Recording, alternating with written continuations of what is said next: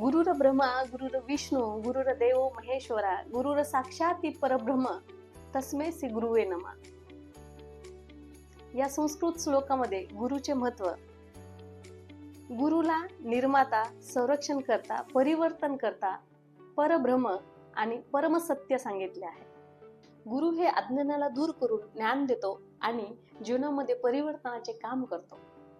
पुराणामध्येही गुरुचे महत्व खूप मोठे आहे. भगवान श्रीकृष्णांना सादिवनी नावाचे गुरु होते.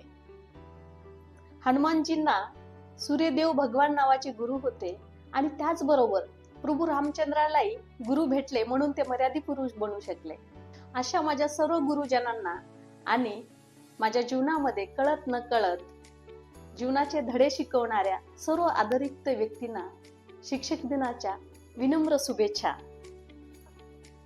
जीवनाच्या चढउतारामध्ये एक गुरु असलं पाहिजे आणि अनेक लोकांना खूप चांगले गुरु होते म्हणून ते जीवनामध्ये खूप छान आणि सर्वोच्च पदावरती जाऊ शकले.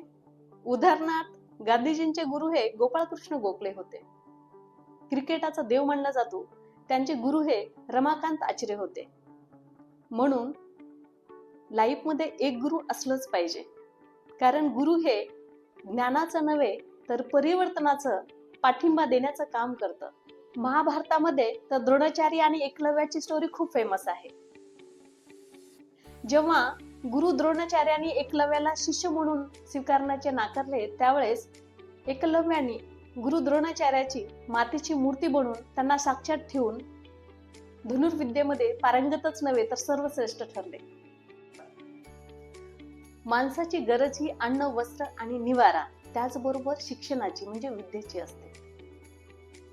जर एखाद्याकडे विद्या असेल, धन असेल, शक्ती असेल म्हणजे पॉवर असेल, पोझिशन असेल, तर तुम्हाला माहितीये धनाची चोरी होऊ शकते, पॉवर पोझिशन जाऊ शकते, पण विद्येची मात्र कधी चोरी होऊ शकत नाही.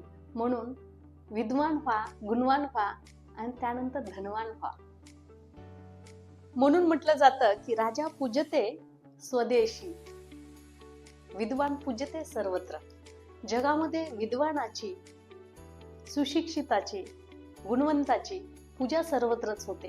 कारण राजाची पूजा ही फक्त त्याच्या राज्यामध्ये सीमित असते, पण विद्वान हा सर्वत्र पूजला जातो. विद्वानाचा सन्मान, सत्कार सर्वत्र होतो. आणि त्याचंच उदाहरण म्हणजे Albert Einstein, William Shakespeare, Rabindranath Tagore या लोकांनी विद्येच्या जीवावरती देशातच नव्हे तर परदेशामध्ये आणि जगामध्ये आपलं नाव रोशन केलं आणि कीर्ती केली फक्त विद्येच्या जोरावरती. म्हणून म्हटलं गेलं आहे की राजा पूज्यते स्वदेशी, विद्वान पूजिते सर्वत्र. म्हणून विद्वान व्हा. म्हणून तुम्हाला सर्वत्र आणि जगामध्ये मान, सन्मान आणि सत्कार हवा असेल तर तुम्हाला विद्वान, गुणवंत व्हावं लागेल. आणि पुनश्च शिक्षक दिनाच्या खूप खूप शुभेच्छा. सर्व गुरुजनांना माझा विनम्र प्रणाम.